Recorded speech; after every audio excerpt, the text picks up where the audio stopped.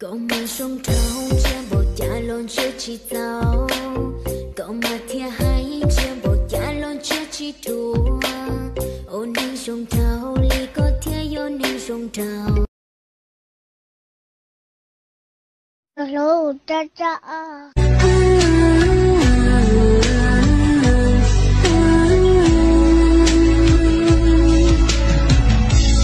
Chúa chỉ hàng bộ cha đâu cu, hey dầu mong về nơi chia đủ đủ,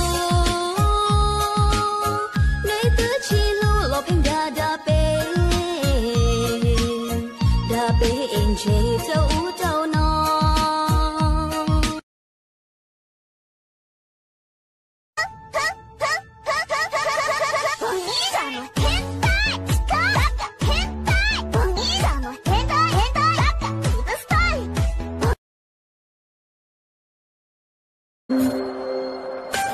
Giờ thì mấy năm và chỉ sống một con thứ thao có con cho tiền cũng chỉ cho tôi cu.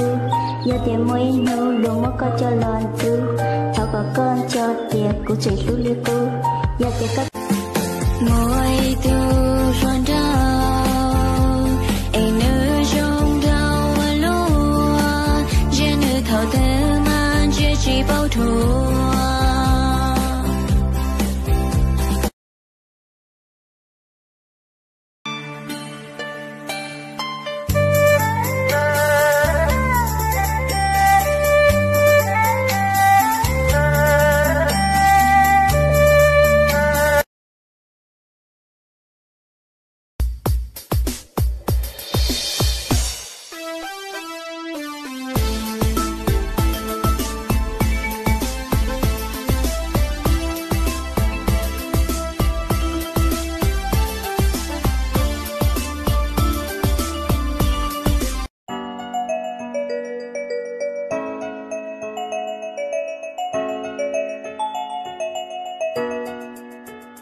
Tình thơ ấy taรู้บ้างไหมว่ายังมีใครที่คิดถึงเธอใจมันลอย